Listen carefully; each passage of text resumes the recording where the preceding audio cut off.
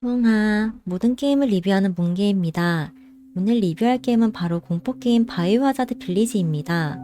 바이오하자드 시리즈 넘버링으로는 8인 작품이에요. 사람마다 차이는 있겠지만 제 기준으로만 보면 바이오하자드 빌리지 플레이 타임은 8시간 30분 정도의 분량을 가지고 있습니다. 바이오하자드 빌리지는 바이오하자드 7의 주인공인 에단이 또다시 주인공으로 등장합니다. 바이오하자드 7의 사건이 지난 3년으로 시점으로 하고 있는데요. 거기서 구해낸 아내 미아, 딸 로즈마리와 함께 아무도 모르는 동네로 이사가 평범한 하루하루를 보내고 있었습니다. 하지만 그것도 잠시.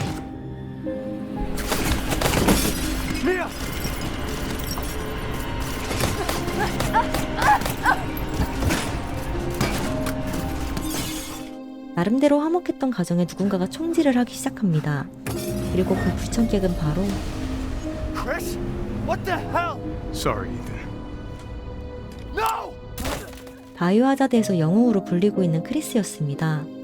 크리스는 미아를 죽이고 에단과 에단의 딸 로즈마리를 납치합니다. 시간이 얼마나 지났을까 정신을 차린 에단은 자신을 끌고 가고 있던 군인과 함께 산속 한가운데에 쓰러져 있음을 깨닫게 됩니다. 살아남기 위해 우선 계속 이동하다가 도착한 곳은 어떤 한 마을이었습니다. 하지만 마을은 삭막하기 그지없습니다. 사람이라고는 한 명도 보이지 않고 모두가 어디론가 대피한 것으로 보였습니다. 그리고 곧 그 이유를 알게 되죠.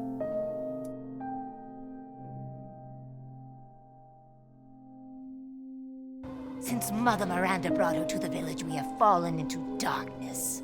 What are you talking about? The monsters? 엘사는 딸 로즈마리가 이곳에서 숨기고 있던 신 마더 미란다에게 납치당한 상태임을 알게 됩니다. 마더 미란다는 수중에 4명의 자식을 부리고 있었는데 이들은 로즈마리를 다시 돌려넣기 위한 에단을 방해합니다. 과연 에단은 로즈마리를 무사히 구출해낼 수 있을까요? 크리스는 도대체 왜 미아를 죽이고 로즈마리와 에단을 납치한 것일까요? 여러분은 바이오하자드 빌리지 플레이를 통해 그 답을 알아내실 수 있습니다. 첫째, 그래픽의 넘사입니다. 저는 엄마 아빠들이 왜 꽃사진을 찍고 풍경사진을 찍고 하는지 아직 이해를 하지 못하는 MZ세대였는데 그 사실을 이 게임을 플레이함으로써 몸소 이해해버렸습니다. 둘째, 보스 각각의 특징이 독특하고 잘 살아있습니다. 형 보스인 미란다를 찾기 위해서 플레이어는 마더 미란다의 자식이자 쫄따구인 보스들을 하나씩 찾아가 해치워야 합니다. 각 보스들은 자신만의 구역을 가지고 있는데 그 구역에 들어가게 되면 그 보스만의 특징을 잘 살린 퍼즐과 전투를 즐길 수 있어 단 한 번도 지루함을 느끼지 못했습니다. 제가 좋아했던 모델링은 바로 이 세 자매인데요. 겉으로 보기엔 예쁘게 보이지만 사실 온몸이 쇠파리로 만들어졌다고 합니다.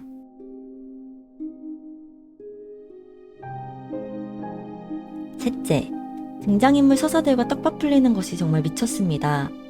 게임적 허용이라고 생각하고 바이오하자드 7부터 대수롭지 않게 넘겼던 떡밥들이 바로 이 바이오하자드 빌리지에서 밝혀집니다. 7에서부터 천천히 이어져온 스토리가 깔끔하게 마무리되는 느낌입니다. 정말 서사가 일품이라고 느꼈습니다. 넷째, 전작에 비해 낮아진 공포감과 난이도도 한몫했습니다. 바이오하자드 7은 레지던트 이블 시리즈 중 가장 무섭기로 소문난 작품입니다. 개인적으로는 정말 재미있게 플레이했지만 공포게임을 잘 하지 못하는 분들이라면 중도 포기할 정도로 공포감이 있는 게임이죠. 그 묵직한 공포감을 조금 빼내고 공포게임답게 난이도도 살짝 낮추고 서사에 적당히 힘을 주었습니다. 플레이하면서 정말 완벽한 밸런스라고 생각했습니다. 첫째, 어찌됐던 간에 빌리지는 바이오하자드 7과 이어지는 부분이 있습니다. 전작을 플레이하지 않고 접해도 괜찮은 게임임은 분명하지만 스토리에 집중한 게임인 만큼 7을 플레이하지 않았을 때와 했을 때의 차이는 분명히 존재합니다. 마지막에 큰 여운과 충격적인 반전을 느끼고 싶다면 바이오하자드 7을 플레이해야 하는데 아무래도 바하 시리즈 중 가장 무섭기 때문에 쉽사리 시작하지 못하시는 분들이 제법 있을 것 같다는 생각을 했습니다.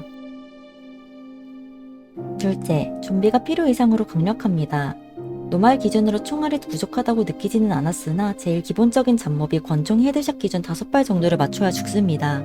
업그레이드에 따라 조금씩 다르기는 하지만 어쨌든 계속 꾸준히 튀어나오는 귀찮은 잡몹인데 5발씩 머리에 총알을 박으며 앞으로 전진해야 하니 반복적이고 지루한 작업처럼 느껴졌습니다. 셋째, 보스전이 허무합니다. 저는 지금까지 리메이크 2, 3, 4, 7 등의 대표작들은 모두 플레이했었는데 그중 가장 보스전이 쉬웠던 시리즈가 아닐까 싶습니다. 오히려 잡몹 처리가 더 까다롭고 어려웠던 것 같아요. 보스전이 아니라 퍼즐인 줄 알고 맘 편히 플레이했었는데 끝나고 나니 보스가 죽어있는 경우도 있었습니다. 바이오하자드 빌리지는 딸내미 로즈마리의 시점으로 후속작이 하나 발매된 상태입니다. 바로 섀도우스 오브 로즈라는 DLC입니다. 바이오하자드 빌리지 시점에서 약 15년 또는 16년 후 정도의 스토리를 담고 있습니다.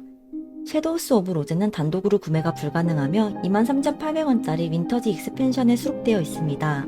아무래도 가격대가 있고 단독 구매가 아니라 고민하시는 분들이 많으실 것 같은데 바이오하자드 빌리지의 스토리가 너무 마음에 들었던 분이라면 정말 무조건 강추합니다. 빌리지의 서사는 섀도우스 오브 로즈에서 마무리가 되기 때문입니다. 이렇게 바이오하자드 빌리지 리뷰가 마무리가 되었는데요. 이러니 저러니 해도 바하7과 바하 빌리지는 정말 명작입니다. 바하7과 살짝 비교해보자면 난이도 밸런스나 게임성은 바하7이 조금 더 좋았던 것 같습니다.